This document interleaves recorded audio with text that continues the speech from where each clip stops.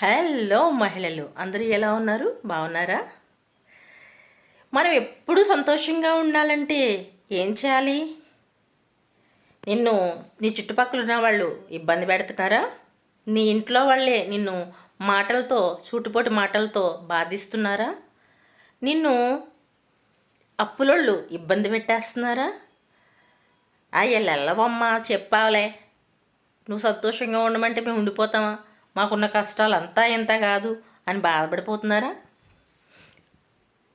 సంతోషంగా ఉండడం అనేది మన హక్కు. మన దేవుళ్ళు ఏం చెప్పారు? ఎప్పుడు సంతోషంగా ఉండమని చెప్పారు.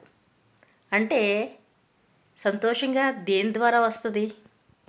దేని ద్వారా వస్తుందంటే మనం అందరితో కలిసి ఎంజాయ్ చేస్తే రాదు. మనకంటూ ఒక పని ఉండి దాని ద్వారా మనకి డబ్బులు వస్తున్నప్పుడే మనకి అసలైన సంతోషం వస్తుంది.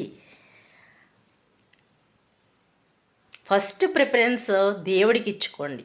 సెకండ్ ప్రిఫరెన్స్ నీ పనికి ఇచ్చుకోండి. పని లేకపోతే ఏ పనిలో నేను సూట్ అవుతానో అని మిమ్మల్ని మీలోకి వెళ్ళి మీరు మాట్లాడుకుని మీరు పనిని ఎంచుకుని ఆ పనిని చేస్తే ఆ పనిలో వచ్చేటటువంటి సంతోషం, ఆ పని ద్వారా నీకు వచ్చినటువంటి డబ్బులు ఎంత సంతోషాన్ని ఇస్తాయో తెలుసా?